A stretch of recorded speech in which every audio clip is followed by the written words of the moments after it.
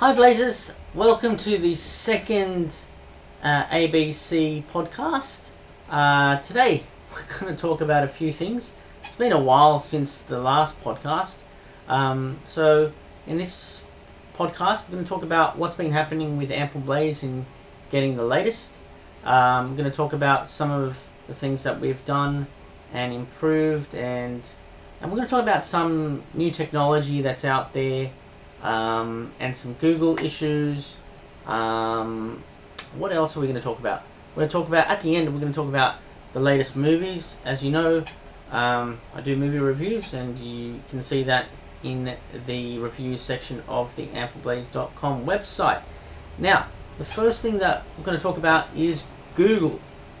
Now, I had a bit of an issue with Google the other day, or the other week. What had happened was my Google Drive storage. Now, everyone knows that when you go to a business level storage or an enterprise level storage, that it is unlimited. Now, all of a sudden, that has changed. Now, I am on a enterprise standard edition that gives each user a 5 terabyte storage limit. Now, when you pull that with how many users that you've got, that can go to 25, 30, depending on how many users that you've got. Then you can all be using the same storage within the pool. Now, I have dug a little bit deeper and seen within subscriptions that you can actually get proper unlimited storage. But if you go to the next level up, so let's show you how that all works. So this is the document that explains it all. So you can see Gsuite basic 30 gigs per user. The front line is 2 gigs, which is nothing. Then you go to business. Then you go to enterprise editions. And you can see with the storage, it talks as much as you need. So not sure how that works.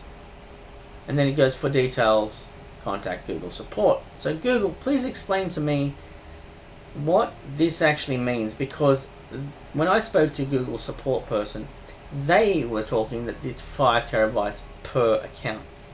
Now, when you go down to the G Suite business level, that's unlimited storage. So there's no questions there. So how is this and that different? Please explain that to me. And let me tell you guys, there is a price difference. You're basically paying $30 here, and you're paying nearly $50 here, 40 something dollars here, but it's the higher end of 40, so $50 per account. So if you're going to make this change, it's going to cost your users more and yourself more. Now, you can go down and you can see that there is also the teaching stuff for the education side of things with the G Suite. Now, if you knew individual personal accounts, legacy free editions of G Suite, so that's your gmail.com account, you all know that you get 15 gig, and that's across your Gmail, your Drive, all the Google apps. So all this stuff is through across all your Google apps. So have a look at this document. I will put a link in the description of the video. You can have a look and see what best suits you guys. So with Google, you can see the subscriptions here. I've got the standard enterprise edition. Okay, and then you can go upgrade and downgrade, and you've got all these others to choose.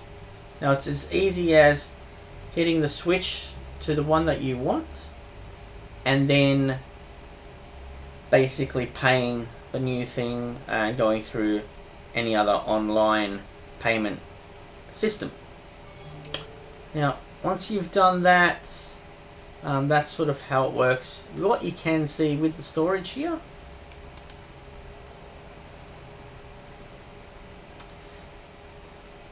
you can see that that is the pool of storage of the 20 TB that our 4 users have. Okay, and then you can see the shared accounts, shared drive, sorry, and how much storage is across there. So I may need to look at this and see we may need to upgrade to the next level. Okay, so in a nutshell, what do you viewers think? Do you think that it should be unlimited from this level up, or should it be the way it is? Drop me a message down the bottom of the video and let me know. Like the video as well. But we haven't finished, guys. This is a podcast. It'll go longer than our video tutorials. So the next thing that we're going to talk about is the GPT technology that has come out.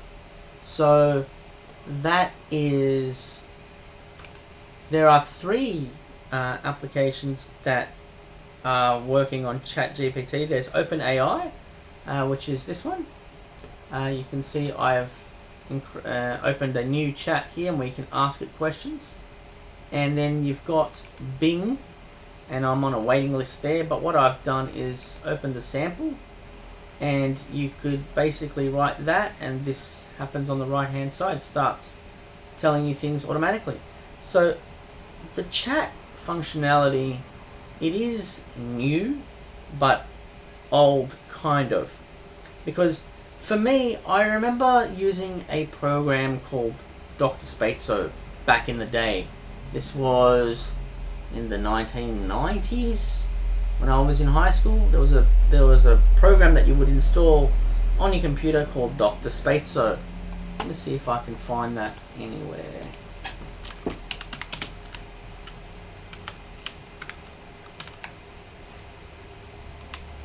There you go, online game. Yeah, looked like this. Let's have a look. Yeah, so you would load it up, and it's prompted as well.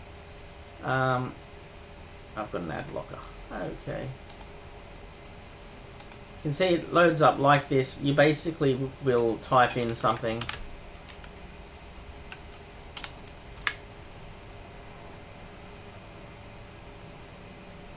And then there was actual audio with this, so he would actually talk to you in a computerized voice, and you would have a conversation. You can crack jokes and things like that, and there was some sort of AI behind this. So yeah, this was kind of like a online shrink, but a funny one. So this was nothing serious. You don't pull real conversations. If you do need help, go out and talk to your doctors, your psychologists, your counselors. Yeah, because that's nothing to be laughing about. But yeah, Dr. Spatzo was sort of what I feel the initial ChatGPT back in the day. So with ChatGPT, you can see you can start asking it questions and telling it to do something for you. But remember, this is all chat based, so it can only write responses to you. So nothing like, it can't create a video for you, can't do animations for you, sound anything for you like that. So the other day I asked it to write a review for me.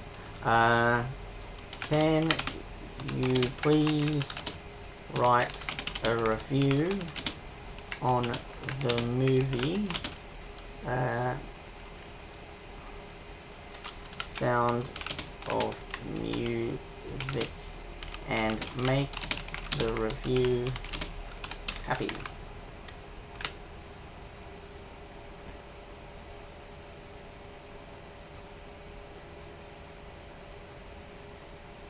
Not sure why it's not responding there. There we go.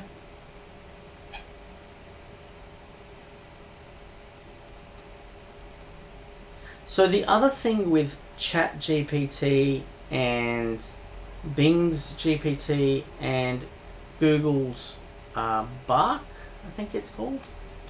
Is it Bark? Let's have a look.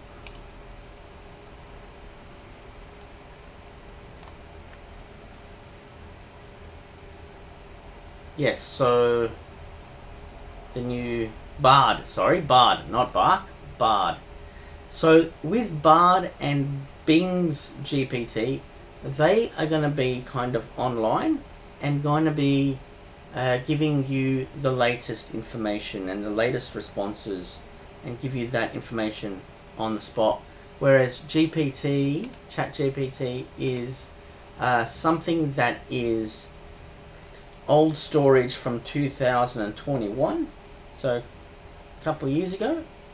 And yeah, so it's old information, so they will always have to go back online, update the database, and then come back, so it can be used offline kind of thing, offline, online.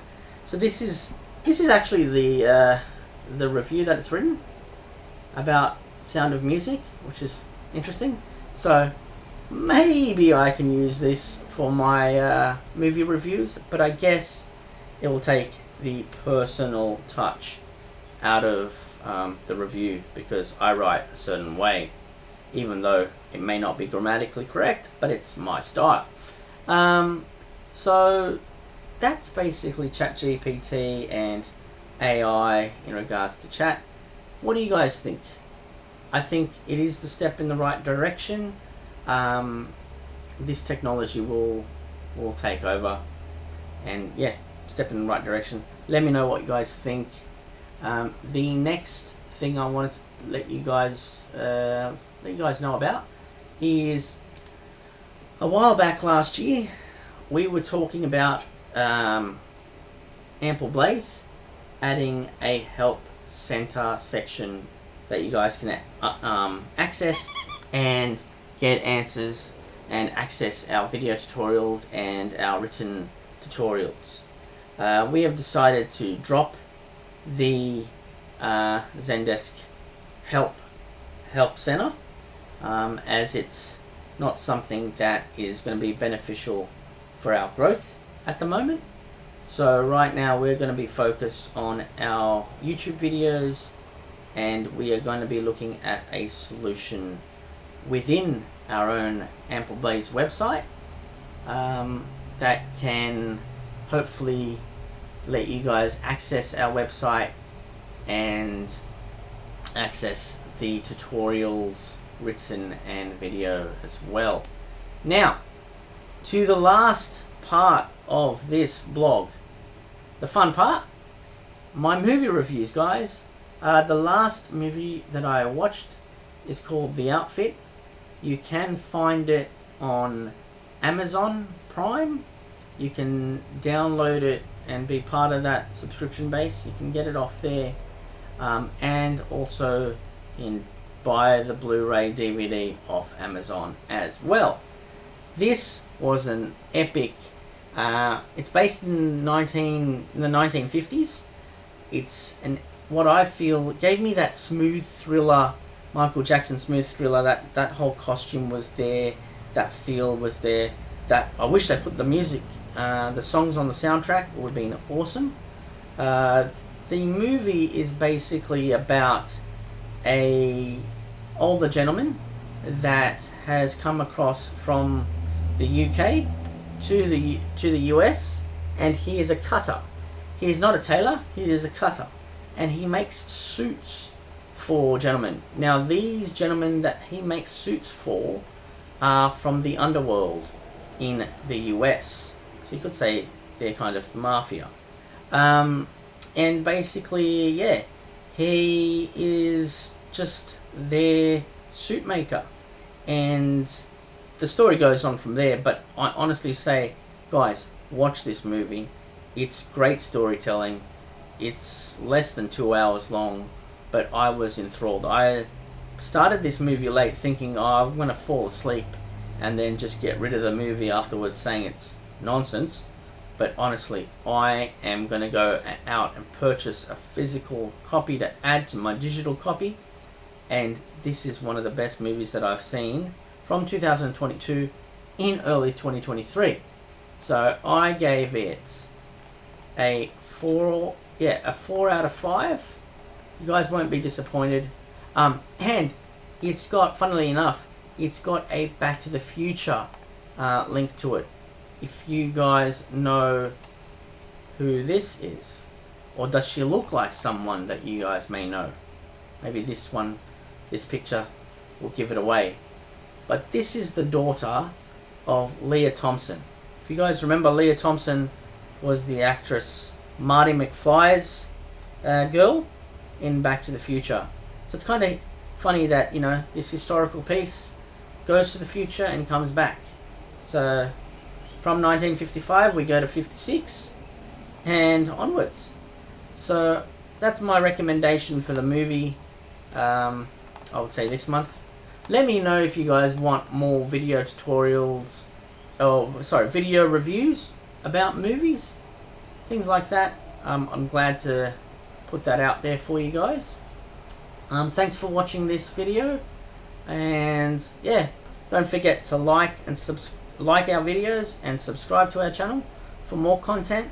And yeah, just let me know if you guys want more video tutorial, if you want more podcasts like this in video format, or do you want it in audio format. However, just send us a message, or you can send us an email at info@ampleblaze.com, and we'll see you on the next one. Thanks again, guys. Bye.